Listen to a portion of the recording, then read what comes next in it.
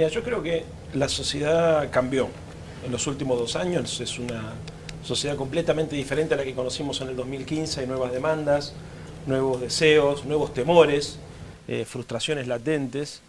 Y ese cambio no siempre, que se da en términos sociales, tiene un correlato político. De hecho, yo que soy parte de Unidad Ciudadana vengo reclamando que rediscutamos el concepto de la unidad, porque si la unidad es solamente la unidad de los dirigentes políticos, esa unidad no va a tener como corolario una mayoría electoral que pueda reemplazar al gobierno y llevar adelante un programa de transformación. La unidad se trata de identificar los nuevos emergentes, los nuevos sujetos políticos que van emergiendo, o sociales. Siempre pongo el caso del trabajador precarizado que tiene que laburar más horas para mantener el consumo que tenía hace 2 años, o el caso de la chica y todo el movimiento feminista, digamos, que está irrumpiendo, gracias a Dios, en este país, ¿no es cierto?, a dar debates que están pendientes y que son necesarios, articular esos sectores con otros sectores más tradicionales, el movimiento obrero tradicional, el movimiento cultural, viste que siempre ha tenido propuestas innovadoras. Esa es la unidad que a mí me interesa, la unidad de los segmentos que emergen como consecuencia de la crisis económica o que están siendo agredidos por la crisis económica, que tiene que encontrar su representación política. Pero la unidad siempre es de abajo hacia arriba. Si la unidad es de arriba hacia abajo, es una unidad ficcional y es una unidad que le sirva al poder. A mí no me preocupa tanto que aparezcan nuevos liderazgos. Ojalá me toque, inclusive, no tiene que ser falso, me encantaría, digamos, ser parte de ese proceso histórico. Pero no es lo que me preocupa. Lo que me preocupa es que la sociedad se politice, que tenga la capacidad de interpretar los cambios que están sucediendo y que de abajo hacia arriba puedan aparecer nuevas experiencias sociales que de verdad propongan una mirada alternativa. Porque yo también me siento aburrido en los programas de televisión a los cuales me invitan, porque siempre no discutiéndolo. No, acá no, porque tienen unos conductores bárbaros y unos invitados mejores. Pero lo cierto es que Eduardo decía, el volver a los 90, y es cierto, hay mucho de los 90, pero también hay muchas cosas nuevas que se nos escapan de la visión. O sea, están pasando cosas que la sociedad más informada, digamos, y la política desconocen absolutamente. A mí me parece que hay que poner los sensores ahí, el termómetro ahí, y empezar a ver cómo son estos cambios para ver cómo le encontramos representación política a lo que está empezando a emerger de abajo hacia arriba. Leandro, tenemos que ir al corte, pero te pido, a ver, una síntesis de tu interpretación de interpelación que tuvo el ministro Luis Caputo y después lo desarrollamos, ¿sí? Me parece que Caputo aprendió a disimular sus defectos. Creo que también quedó claro con esto que decían ustedes del senador por Formosa, el pacto entre el peronismo amarillo y el gobierno nacional, que le facilitó muchísimo las cosas, y creo que la política tiene que seguir insistiendo con instalar algunos temas, porque como decían ustedes en su editorial, a veces es difícil interpelar porque cuando vos lo interpelás en un sentido, el interpelado, en este caso Caputo, responde en términos del sentido común, y yo creo que buena parte de las cosas que él dice tienen encarnadura en el sentido común. Cuando él se muestra como una víctima, como él, yo soy víctima, soy un empresario exitoso, víctima de un Estado que no comprendía lo que era hacer dinero en este país y por eso me tuve que ir. Eso es una barbaridad jurídica, política, además es una mentira porque él es parte de la patria contratista y de la patria financiera, digamos, que generaron ese daño, pero estoy seguro que en la sociedad algo de empatía genera. Sí. Y eso creo que tiene que ver también con el clima de época, con el sentido común, digamos, que de alguna manera también determina el circular de los discursos políticos, y que nosotros desde los sectores más rebeldes de la política tenemos que animarnos a cuestionar, porque o generamos crisis en ese sentido común y cuestionamos la base de valores ideológica que sostiene ese discurso, o nos van a ganar siempre. Bueno, interesantísimo. Ahora hacemos una breve pausa, seguimos con los tres, seguimos hablando de todos los temas, y uno que quiero hablar con todos ellos tiene que ver, ya que hablamos de Caputo, con otro ministro, y a ver qué les parece la declaración que hizo, que tiene un contenido muy profundo también, me refiero a Aranguren, diciendo que él tiene que disparar con la misma pregunta, pero ¿cuál es tu lectura? Lo de Aranguren, ¿qué te genera? Que el tipo diga, tengo la plata afuera, cuando tenga confianza la traigo.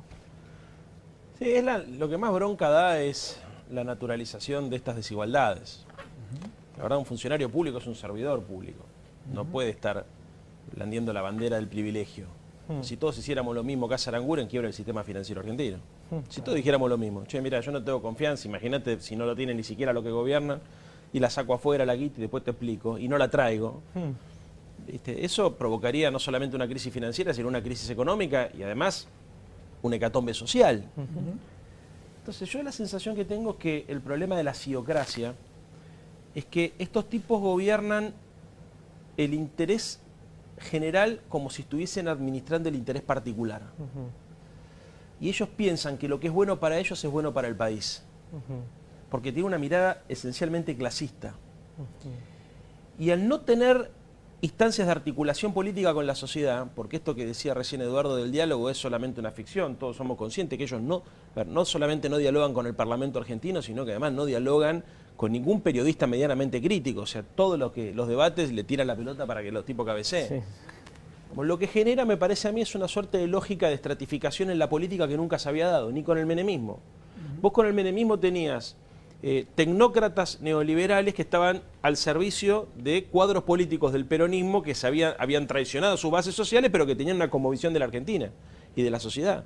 Estos tipos te hablan desde un lugar tan aséptico que la verdad que yo creo que es todavía más difícil el problema, porque creo que no hay posibilidad de rectificación frente al error. ¿Entendés? Al no haber posibilidad de rectificación frente al error, lo que hay es persistencia frente al error. Y por eso mucha gente dice que este es un gobierno típicamente conducido por Macri, porque él es un chico caprichoso que persiste permanentemente en el error. Entonces, guarda con esto, porque el problema lo vamos a tener el día que de verdad la choquen y no tengan condiciones de rectificar. O sea, la falta de política dentro de este dispositivo de poder lleva a que mientras las cosas están estables, métele. Pero cuando tenés una crisis importante, quiero ver. O sea, no hay jefe de gabinete. O sea, el jefe de gabinete se dedica a la comunicación política, por ejemplo. Sí. No hay, el ministro del Interior se dedica a la obra pública, pero no hay quien articule con los distintos sectores. O sea, no hay una figura política por abajo de Macri que vos digas, bueno, es este. El tridente, el OPT de Quintana y Marcos Peña, digamos, es un tridente que sirve para ordenar a ellos. Pero con el movimiento obrero tienen crisis, con los sectores populares y los sectores sociales tienen crisis, hay un sector de la sociedad que ignoran. La veo difícil. Ahora, ¿crees que desde la política, esta visión que hay, viste que ahora se habla mucho de que el gobierno va a intentar reelegir en los 3 distritos de acá, la provincia de Buenos Aires, la ciudad, la nación? Digo, ¿crees que esto tiene que ver también con la falta de alternativas? Que hoy el público no vislumbra, porque dice no hay candidato a la vista, no vislumbra una alternativa que concentre la oposición y la oposición está recontra fragmentada. Sí y no. Eso que decís existe, no lo vamos a negar. O sea, yo también hablo con gente que me dice es un quilombo, no sé quién votar. Incluso mucha gente te dice estoy peor que hace 2 años, pero le sigo dando crédito a este gobierno. Te voy a ir más a fondo. Yo creo que si hoy hubiese elecciones, tiene muchas chances de reelegir a los 3 distritos. O sea, ganar a nivel nacional en la provincia y en la ciudad. A pesar de que hay mucha disconformidad social y hay tensiones sociales muy fuertes. Ahora, no necesariamente eso es responsabilidad de la política y de la oposición. Hay procesos históricos que tienen que decantar. Nosotros somos muy ansiosos los argentinos, entonces todo ya, ¿por qué ya? Y no, hermano. A ver, los ciclos políticos, el menemismo duró 10 años y medio y se llevó puesto, digamos, una cultura que era la cultura fundante del orden social argentino, que era la cultura del trabajo. Cambió culturalmente la sociedad y sin embargo las víctimas de ese modelo siguieron apostando a eso. El neoliberalismo, antes de ser un proyecto económico, es un proyecto cultural. Y lo que los tipos están tratando de hacer es cambiar el sentido común de la gente con conceptos como el de la meritocracia, el emprendedorismo, y están yendo hacia una suerte de chilenización de la sociedad argentina. ¿Qué significa la chilenización? Significa que ellos quieren construir una sociedad desigual y estable. Que vos, si te tocó la mala leche, viste, de nacer en una familia pobre, te resignes fatalmente a eso. Y bueno, ¿qué va a ser? Es la que me tocó en suerte. Y si te tocó ser mucama, seas la mejor mucama.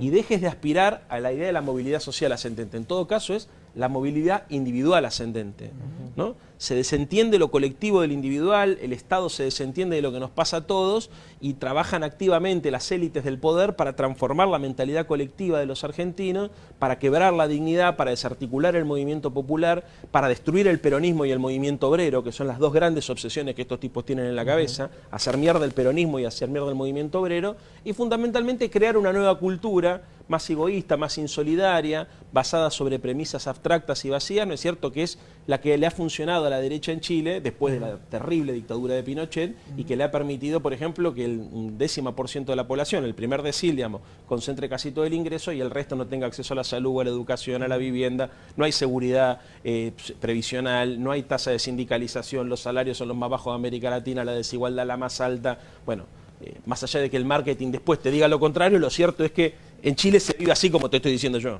Escúchame, vos dijiste, el objetivo, lo escuchás, el discurso antiperonista, que no vuelva nunca más el peronismo. ¿Este gobierno consiguió también destruir el radicalismo? No, ya estaba destruido de antes. ¿Sí? Claro.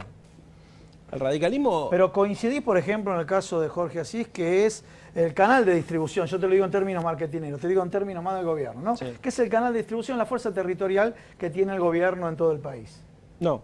¿No? No. En general, yo conozco bien el radicalismo, mucho menos de lo que parece de afuera. No, sí, en el sabemos. radicalismo costaba fiscalizar las elecciones. No, a ver, el radicalismo sufrió una crisis ideológica muy fuerte en el 2001, pero antes, cuando aceptó la incorporación de Cavallo al gobierno, me parece que eso fue una... A Alfonsín le costó en vida aceptar eso, de hecho lo criticó hasta donde pudo, después lo hicieron callar, y trató en los últimos años de su vida de rectificar la línea conservadora para llevarlo hacia una línea más socialdemócrata. Pero lo cierto es que el radicalismo por antiperonista se terminó transformando en antipopular. Y viste, y hay posiciones que son hasta irracionales. Decir, pero ¿Cómo puedes? cuáles? Bueno, a ver, todo lo que tiene que ver con la política exterior, Sí. es Malvinas, increíble. por ejemplo, ya que hablamos de estamos en abril, las Malvinas. Bueno, Malvinas, el acuerdo con la Unión Europea, el alineamiento con los Estados Unidos, la pretensión de ingresar a la OCDE.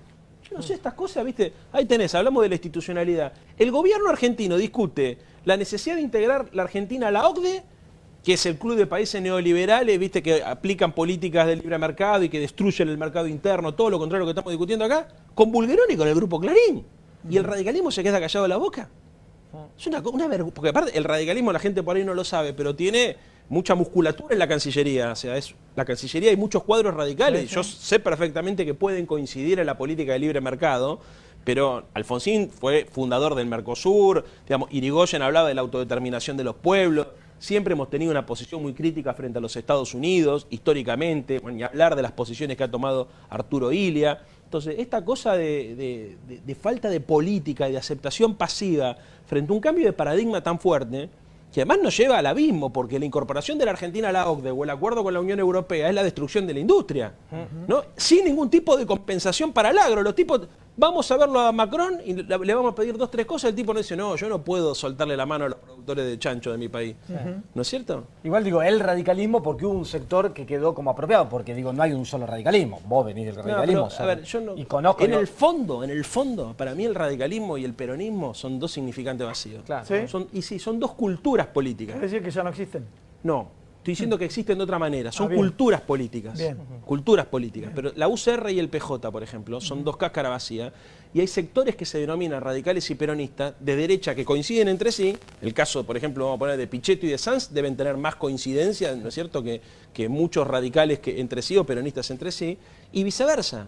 O sea, yo me siento, por ejemplo, como... Yo milité 25 años en el radicalismo. Y muchas veces me siento a discutir con mis compañeros de bloque de Unidad Ciudadana, con Mariano Recalde, con Carlos Tomada, con Vicky Montenegro. Yo siento de verdad una cohesión ideológica total, o sea, casi no encuentro diferencias. Entonces, y esto creo que nos pasa a todos, ¿viste? O sea, cuando vos tenés una concepción militante y encarás la vida desde una perspectiva de lucha, con sensibilidad social, porque buscás una patria más justa, más libre, más solidaria, te abrazás con un compañero que milita, sentís que de verdad tenés un compañero de lucha. Y lo que me ha ocurrido con muchos compañeros radicales es que la bronca por perder tantas elecciones lo llevó a futbolizar la política, a sentir que si el peronismo se hacía de izquierda, ellos se tenían que hacer de derecha, porque el radicalismo y el peronismo era el River y Boca de la política. Empezaron a sacar las discusiones del plano racional y las llevaron al plano emocional. Se empezó a nublar la discusión política. Los tacticajes fueron en función de los alineamientos personales de sus principales dirigentes, tipo de 65 años que decían, nos arreglamos con Macri o no gobernamos nunca más porque me voy a morir. Claro. Y esto era el argumento, literal. Como me voy a morir, no tengo más tiempo para esperar, dejémonos hinchar las pelotas, arreglemos con estos tipos, ¿no es cierto? Y eso pasó porque a todos les parecía razonable la idea del pensamiento único, ¿no es cierto? De que ser moderno en la Argentina, en definitiva, es hacer lo que hacen los países centrales, que en realidad no es lo que hacen, pero eso es otro programa de discusión, porque ellos, digamos, te salen a predicar libre mercado, pero ellos son proteccionistas.